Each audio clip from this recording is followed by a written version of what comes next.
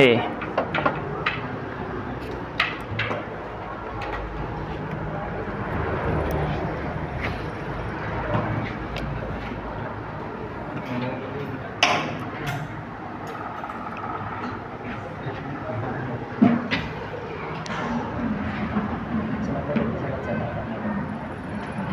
Wis live ta?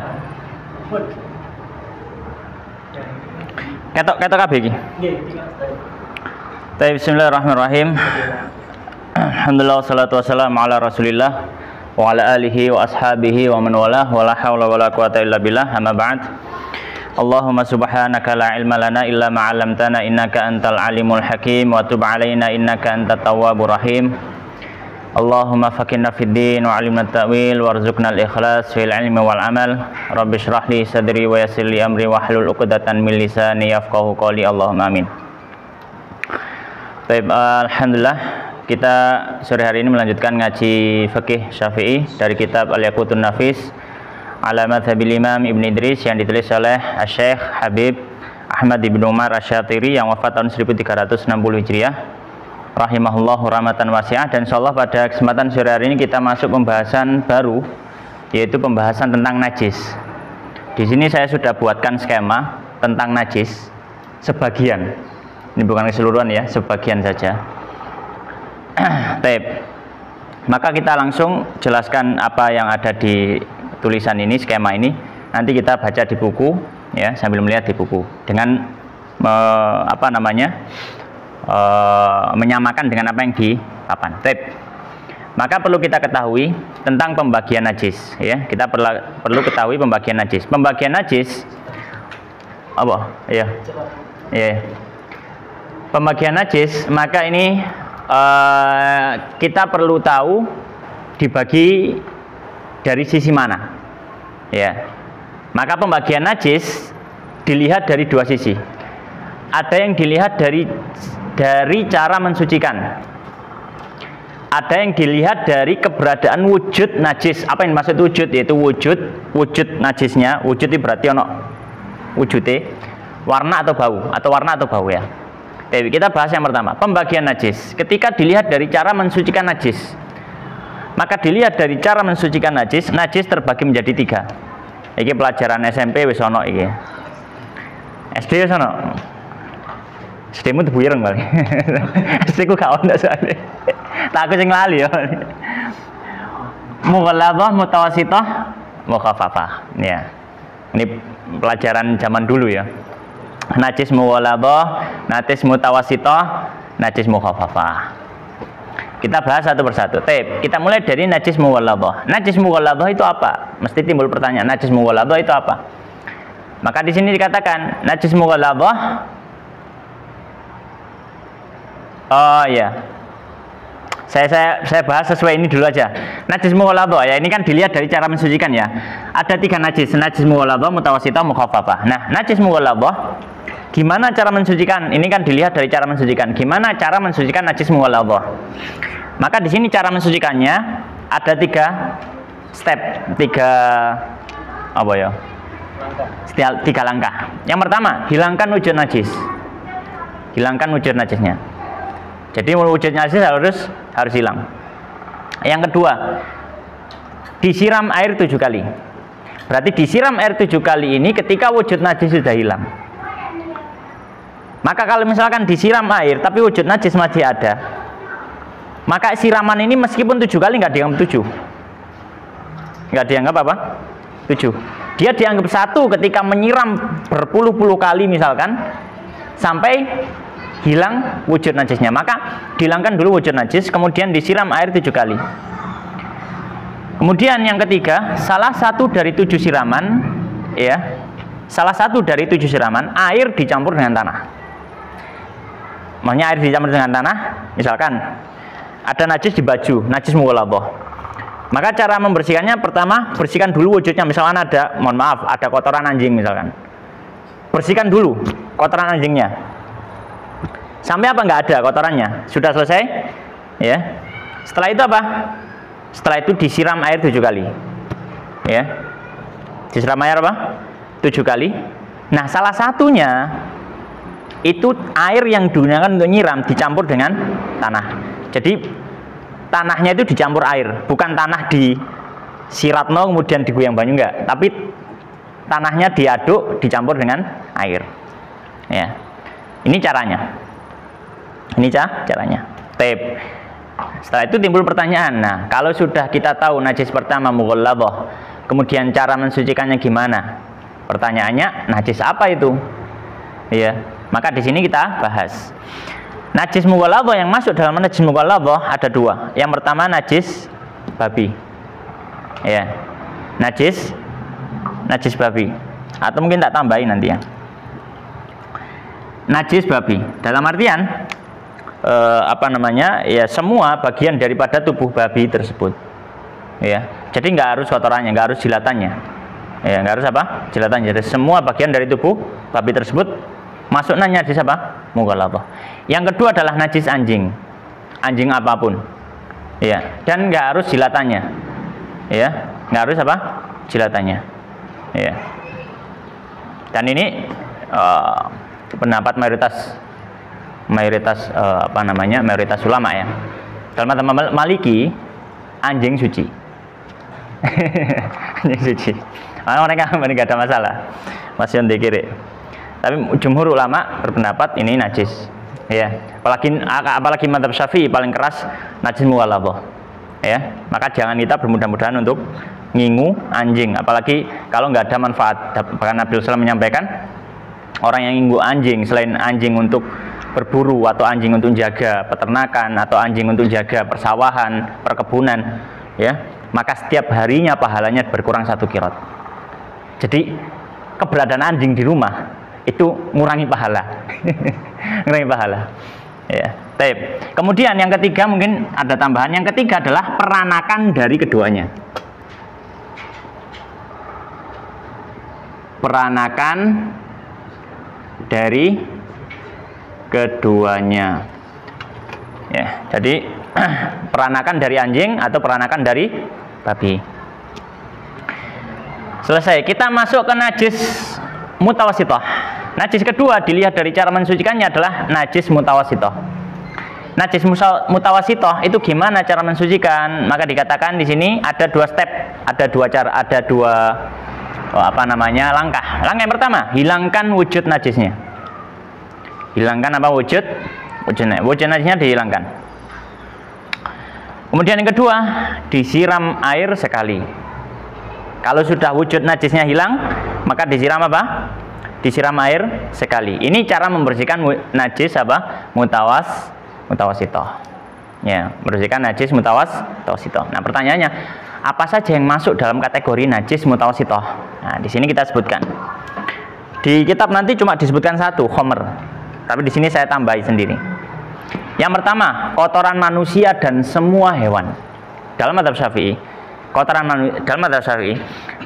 manusia najis. Kotoran ini feses ya. Feses. Ya. Kemudian kotoran hewan apapun najis. Hewan apapun. Hukum asalnya najis, hukum asalnya. Ya. Mau hewan itu yang halal dimakan seperti kotoran ayam, kotoran kerbau, kotoran sapi, kotoran kuda, kotoran onta, atau hewan itu haram dimakan.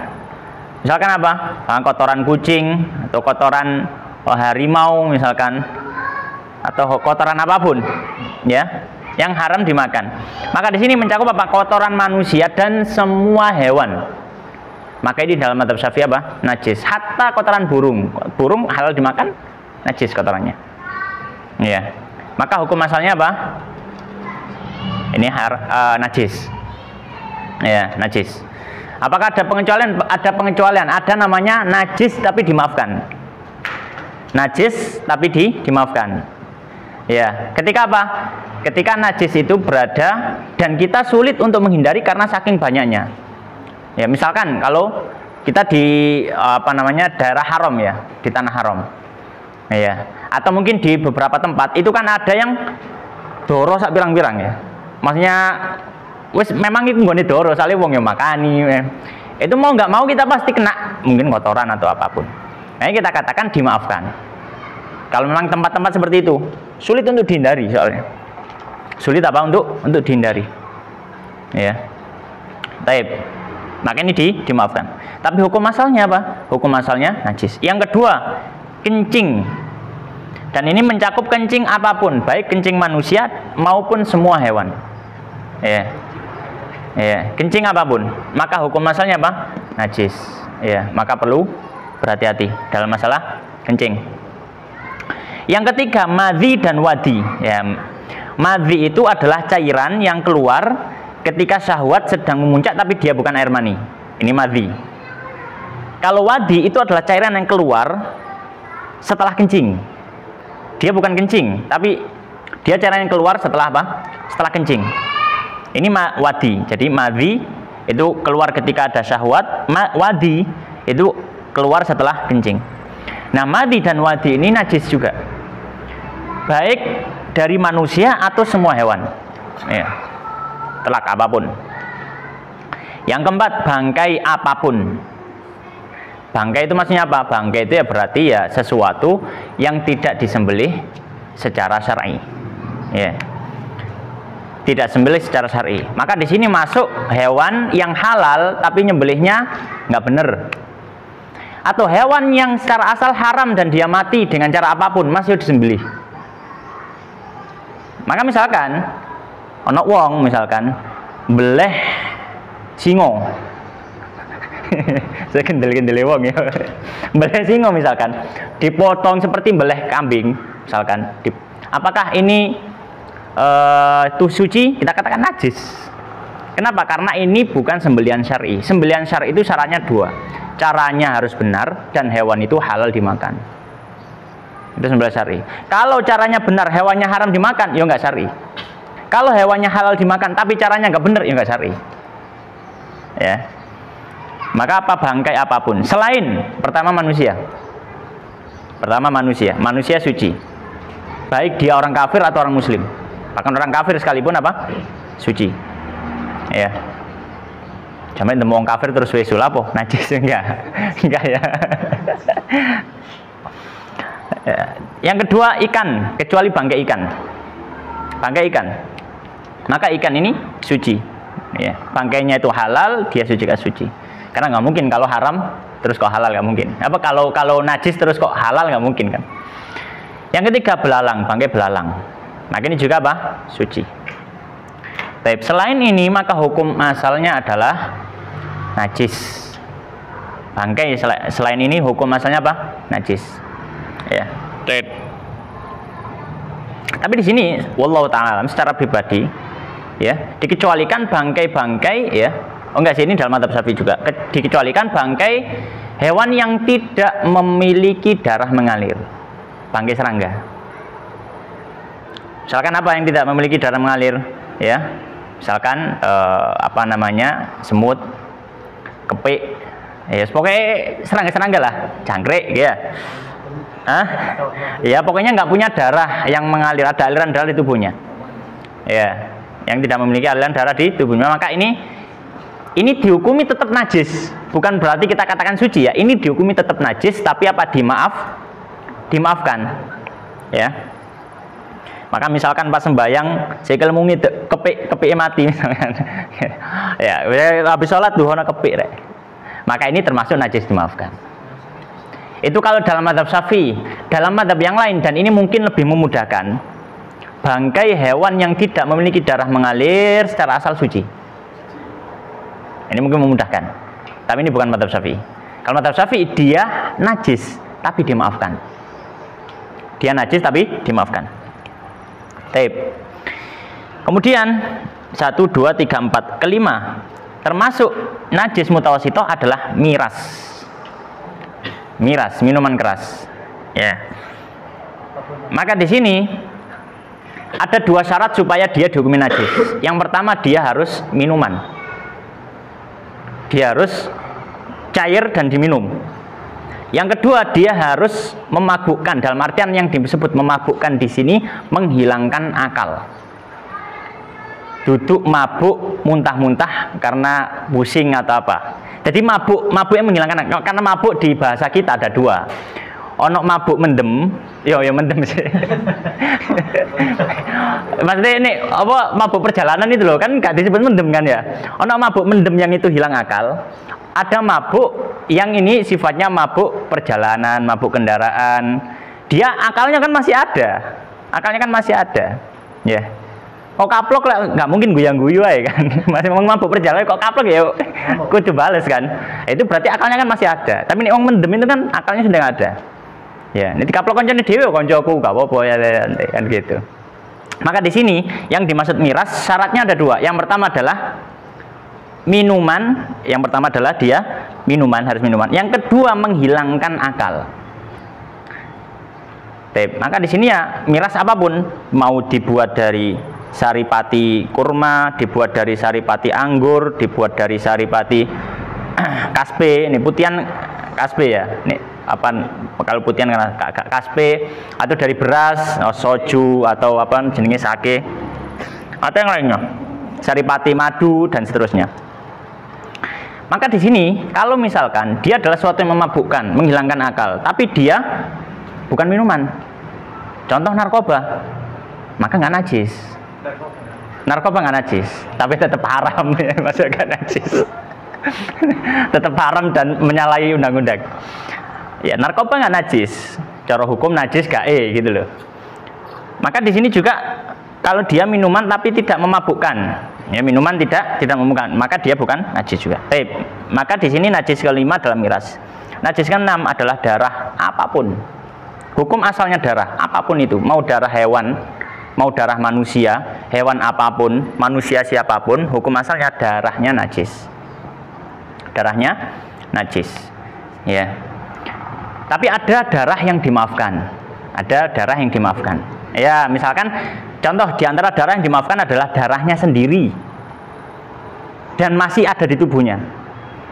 Tapi ini darahmu dewe, terus kok usapno nanggone klambi misalkan darah ya, darah yang cukup cukup banyak ya. Kalau darahnya masih sedikit sih masih dimaafkan, tapi darahnya cukup banyak misalkan kemudian diusapkan di kain, maka kain ini sudah menjadi najis kalau banyak ya. Tapi kalau misalkan darahnya sendiri masih di tubuhnya, maka ini dimaafkan meskipun banyak. Dimaafkan meskipun banyak. Ya, kalau darah orang lain dilihat. Kalau darah orang lain kalau itu sedikit dimaafkan. Kalau banyak maka ini tidak dimaafkan. Misalkan apa? Misalkan kayak mari beleh sapi misalkan. Darah hewan lain atau manusia lain. Kemudian kita sudah bersih-bersih sholat, ternyata ada ejeonok getik-getik kering gitu kan. Nah, ini dimaafkan. Nah, ini dimaafkan. Selama itu cuma sedikit saja. Maka darah apapun hukum asalnya najis kecuali darahnya diri sendiri atau darah unsur atau bukan darah dirinya tapi cuma sedikit. Ya. Sekarang ketiga, dilihat dari cara mensucikannya, jenis ketiga yaitu najis mukhaffafah. Najis mukhaffafah itu cara mensucikannya gimana? Cara mensucikannya ada dua langkah. Langkah yang pertama, dihilangkan wujud najiskah sama. Wujud najisnya harus hilang. Setelah itu diperciki air. Jadi nggak perlu disiram. Bisa diperciki, cukup diperciki. Tapi dengan syarat sampai merata pada tempat terkena najis. Maka kalau misalkan ini baju, kemudian kena ompol, misalkan yang diompoli bagian putih ini semuanya diompoli, maka ketika merciki nggak boleh cuma sekali nang tengah-tengah, tapi kudu apa? Roto, kena kabeh. Dan itu setelah apa? Dihilangkan wujud najisnya. Dihilangkan wujud najisnya. Baik, nah ini pembagian najis dilihat dari cara mensucikan. Dilihat dari keberadaan wujud najis. Nah, sekarang pembagian najis kalau dilihat dari keberadaan wujud najis. Ya. Atau mungkin kita bahasakan keberadaan najis gitu aja, lebih enak. Keberadaan najis. Keberadaan najis yang dimaksud adalah wujud atau warna atau bau. Namanya keberadaan najis. Di mana ketika ada salah satu dari tiga unsur ini menunjukkan najis itu masih ada di situ. Kan nggak mungkin, misalkan ada kencing misalkan, najis kencing. Kita cium ada bau pesing. Terus kene ngomong, "Oh iki wis ilang uyuhe." Kan nek ono ambune mesti ono uyuhe, kan nggak mungkin. Tidak mungkin ada bau tanpa wujud. Gitu ya. Atau misalkan warnanya masih ada. tapi sudah nggak basah, tapi misalkan warnanya masih ada, nah, itu masih ada wujud najisnya. Atau wujudnya memang secara asal apa? Wujud, ya. Maka dilihat dari keberadaan najis, ya. Tak pepet nang ini tulisannya cerot enak. Dilihat dari keberadaan najis, yang dimaksud keberadaan di sini adalah wujud atau warna atau bau. Maka terbagi menjadi dua. Yang pertama adalah ainiyah, yang kedua adalah hukmiyah. Ada yang namanya najasah ainiyah. Najis ainiyah. Apa najis aini itu? Najis aini adalah ketika salah satu wujud najis masih ada. Maksudnya salah satu wujud najis ini. Berarti salah satu wujud najis masih ada. Yaitu salah satunya itu entah wujudnya, wujud bendanya, atau warnanya, atau baunya. Maka misalkan kita katakan ada baju yang habis dikencingi. Wujudnya nggak ada, dia nggak basah kering. Warnanya nggak ada. Ya, tapi di bau pesing. Kita katakan ini masuk kategori apa? Najis ainiyah. Masuk kategori apa? Najis ainiyah. Jadi najis ini masih ada keberadaan wujudnya. Maka kalau misalkan dia mutawasitoh, ya, maka ya dia disiram sampai hilang. Sampai apa? Hilang baunya, hilang warnanya, hilang wujudnya. Ya. Di sini juga sama. Najis mukhaffafah, maka ya dihilangkan wujud najisnya. Baru setelah itu diperciki, ya. Baru setelah itu apa? Diperciki. Tape. Nah, setelah itu mungkin akan ada pertanyaan. Masalah ini, masalah tambahan saya tambahkan di sini. Ketika masih ada wujud najis karena sulit dihilangkan. Sebagian najis itu kadang sulit untuk dihilangkan. Dia papak non coba dihilangkan sulit. Contoh yang paling mudah adalah darah. Darah itu nek kadung, nek kelambi angel. Umpamanya ya. Ya bisa mungkin kalau di kayak sitrun mungkin bisa ya. Tapi kadang agak sulit ya. Apalagi ya mohon maaf misalkan untuk wanita darah head. Darah itu kan kadang pekat. Nek kadung bocor terus pas banter-banter gede. Darah head itu kan beda sama darah biasa. Jadi dia lebih pekat. Maka itu kalau sudah kena, mohon maaf ya, katoe itu sudah sulit untuk kembali seperti warna semula, sulit. Ya. Maka di sini ketika masih ada wujud najis karena sulit dihilangkan, ini gimana? Apakah kudu tuku kelambi anyar? Baik mang digunting. Maka kalau enggak, Islam memberikan kemudahan. Islam memberikan apa? Kemudahan. Maka kita lihat yang masih ada di situ apa? Keberadaan najis itu yang masih ada apa? Kalau di situ wujud saja, ya. Misalkan apa? Darah tapi kering, darah kering, tahu ya, dari kering ya. Jadi bukan cuma warna tapi ada darahnya tapi kering. Wujud itu berarti wujud, bukan cuma warna, wujud saja. Maka tidak dimaafkan. Kenapa? Karena umumnya kalau wujud benda itu mudah untuk dihilangkan. Umumnya. Ya, kalau masih wujud benda loh ya, jelgere najis gitu loh. Maka ini bisa dihilangkan. Semuanya ini kita lihat semuanya kalau ini kono jelgere apa namanya mudah untuk dihilangkan. Kedua, yang tersisa di situ adalah bau plus warna. Diambu ciambu, didelok warnane cik warna najis. Jadi bau plus warna ini juga tidak dimaafkan. Ya, kenapa? Karena di situ menunjukkan ya bahwasanya wujud najis masih ada. Ya, karena ada sisi penguat, bukan cuma satu unsur, dua unsur di sini. Ya, ada bau, ada warna. Kondisi ketiga, yang masih tersisa bau saja. Bau saja. Di bau saja gini, bau. Dilihat warnanya warna kain. Wujud najisnya juga nggak ada. Atau warna saja, dilihat warnanya warna najis, tapi di bau kain. Atau bau apa namanya? Bau bukan bau najis pokoknya, di bau ya bukan bau najis. Wujudnya juga nggak ada, tapi warnanya masih warna najis. Maka dalam kondisi ini dimaafkan. Baik. Nah, ini tentang pembagian najis. Sekarang kita mulai membaca kitabnya. La ilaha illallah.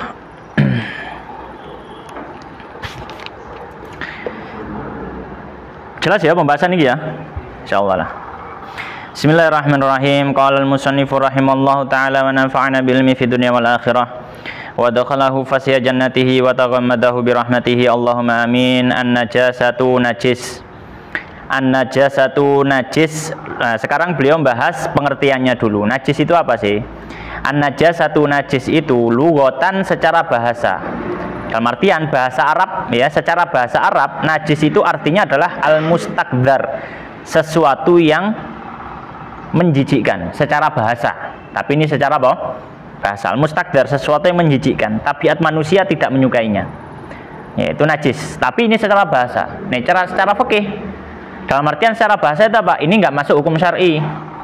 Maka nggak semua hal yang menjijikkan dianggap najis. Ya misalkan umbel najis sama enggak? Ya nggak najis, meskipun menjijikkan. Ya riak najis apa enggak? Enggak, meskipun menjijikkan. Ya, baik. Maka di sini mengatakan an-najasatu lughatan al-mustakdar wa syar'an, dan secara syar'i maksudnya secara hukum fikih. Nah, ini secara hukum fikih. Najis itu apa? Mustakdarun, dia sesuatu yang menjijikkan. Sesuatu yang menjijikkan. Tapi bukan cuma sekedar menjijikkan, ada tambahan yamna'u, yang menghalangi sihatas sholati, keabsahan sholat.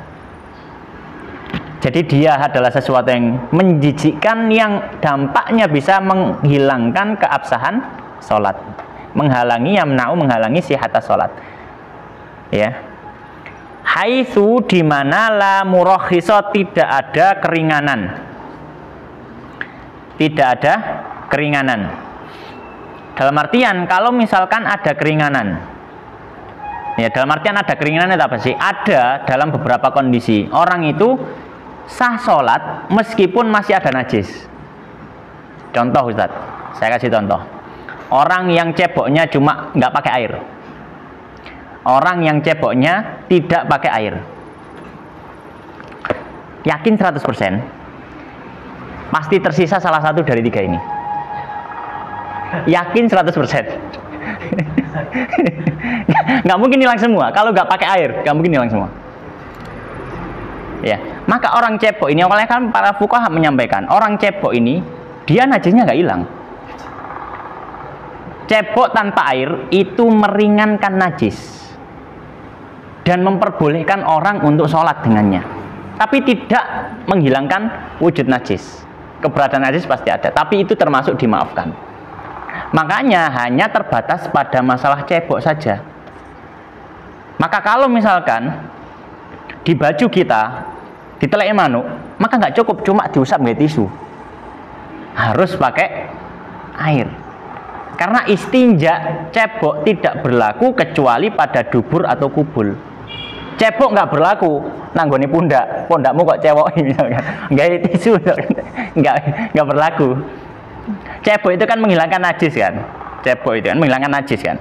Maka cebok ini hanya boleh tanpa air, tapi hanya terbatas pada dubur dan kemaluan saja. Kalau selain itu harus pakai air. Ya, baik. Kembali ke sini. Nah, kemudian beliau membagi najis. Aqsamun najasah, macam-macam najis. An-najasatu salah satu aqsam. Najis terbagi menjadi tiga. Mughalladhatun, mughalladhah. Wa mukhaffafatun, mukhaffafah. Wa mutawassitatun, dan mutawassithah. Berarti ini najis dilihat dari sisi apa? Cara mensucikan. Maka mughalladhah itu apa? Najis apa? Fal mughalladhatu, maka najis mughalladhah itu adalah najasatul kalbi, najis anjing. Kalbian anjing. Wal khinzir, dan babi. Najis anjing dan najis babi.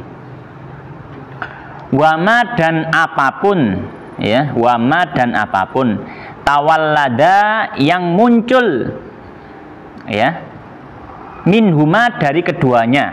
Maksudnya peranakan. Muncul ini peranakan maksudnya.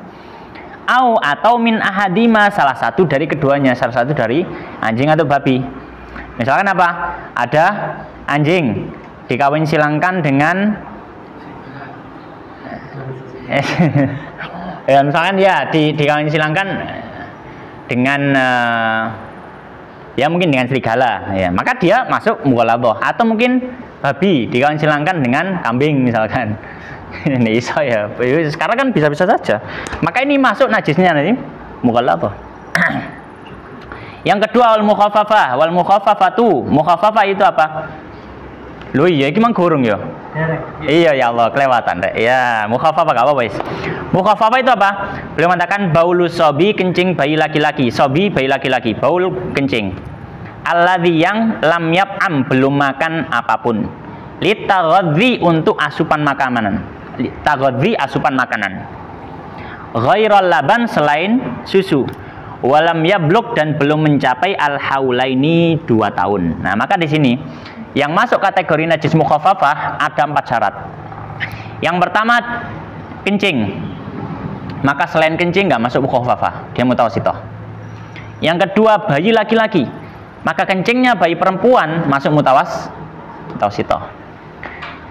Kencing bayi laki-laki. Terus umur belum 2 tahun, maka kalau dia sudah lewat 2 tahun atau sudah 2 tahun, maka kencingnya mutawassithah, bukan mukhaffafah. Yang terakhir belum makan selain susu, dalam artian asupan nutrisinya, asupan makannya cuma susu saja. Maka kalau ada anak bayi, dia laki-laki, umurnya belum 2 tahun, tapi didulang gedang, disendokno kates, diunyetnya sego misalkan, maka ini kencingnya sudah mutawassithah. Kenapa? Karena dia sudah makan selain susu, maka kencingnya mutawassithah. Ya. Nah, bagaimana kalau misalkan minum susu tapi susunya bukan susu manusia, susu hewan? Ya, jeragan wedhus misalkan cak put. Diperesno susune wedhus kemudian dibuat minum. Maka selama itu susu murni, maka termasuk hukum ini. Dalam artian dia masih najisnya mukhaffafah. Tapi kalau susu itu sudah ada campuran lain, contohnya apa? Misalkan sudah di pabrik, susu formula. Itu nggak cuma susu, sudah ada macam-macamnya, maka ini sudah makan selain susu, karena nggak cuma susu. Baik. Kemudian berikutnya, wal mutawassithatu, dan najis mutawassithah bakin najasat, ya. Baki itu yang tersisa, an najasat, dari najis-najis yang ada.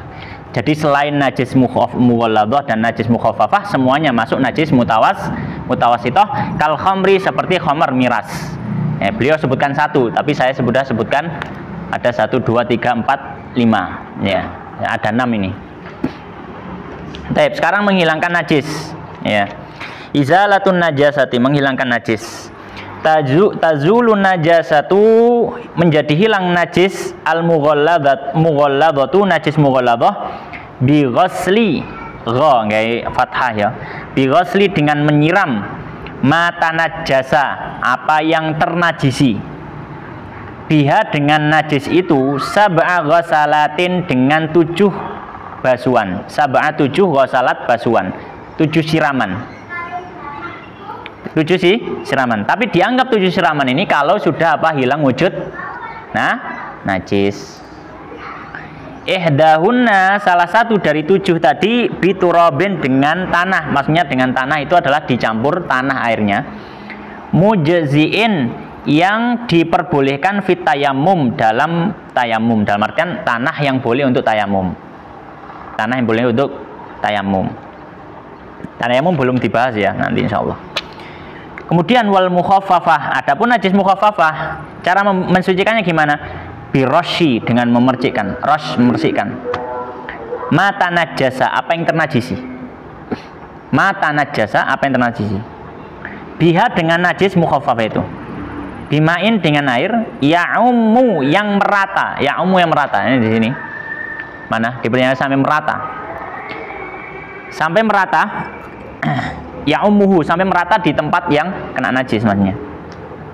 Nah, sekarang mutawassithah. Nah, mutawassithah wal mutawassithatul ainiyah, dan najis mutawassithah yang sifatnya ainiyah.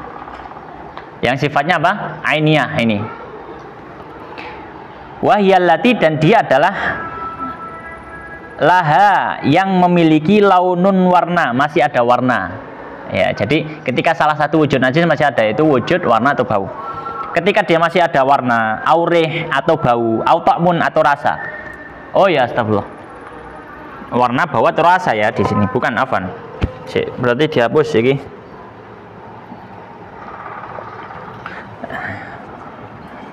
bukan wujud ya, rasa ya.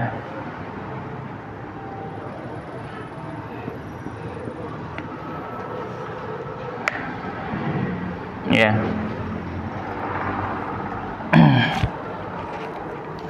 Taib. Wa hiya launun aw rihun aw ta'mun. Ya. Bi izalati launiha, maka dengan caranya apa? Dengan menghilangkan warnanya. Aw warihiha, dan baunya, wa ta'miha, dan rasanya. Ya. Rasanya ini bukan berarti ono najis kon jilat, enggak. Ini berlaku kalau yang memungkinkan. Misalkan apa? Najis dalam mulut. Gusi berdarah. Darah tadi kan kita sudah pahami, dia apa masuk kategori najis. Maka cara mencucikan sampai ya hilang, rasa kuatnya hilang. Kalau misalkan ejek kari abape, maksudnya rasanya sudah semi-semi hilang. Yang tersisa tinggal bekas-bekasnya, maka sudah dianggap suci ya. Taib. Wal hukmiyah, sedangkan najis hukmiyah hiyallati la launa wala riha wala ta'ma. Ya, ketika wujud najis tidak ada, yaitu apa? Ketika rasanya nggak ada, warnanya nggak ada, baunya nggak ada. Ya.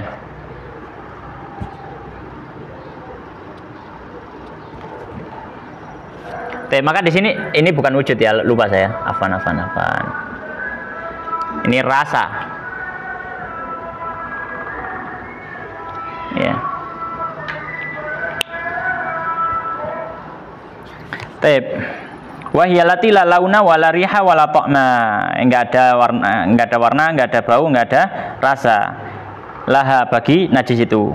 Ya jeri, maka cara mensucikannya jeril ma alamatan najas. Cukup menyiram dengan air sekali siraman alamatan najas, atau atas apa yang terkena najis tersebut ya. Dan maka ini saya kasih tambahan, ketika masih ada wujud najis karena sulit dihilangkan, dilihat kalau rasa saja tidak dimaafkan. Kalau bau plus warna tidak dimaafkan. Kalau bau saja atau warna saja maka ini dimaafkan. Demikian wallahu taala alam. Wassallallahu wasallim wa barik ala nabiyina Muhammadin wa ala alihi washabihi ajmain. Subhanakallahumma bihamdika asyhadu an la ilaha illa anta astaghfiruka wa atubu ilaik. Wallahu taala a'lam. Walhamdulillahirabbil alamin.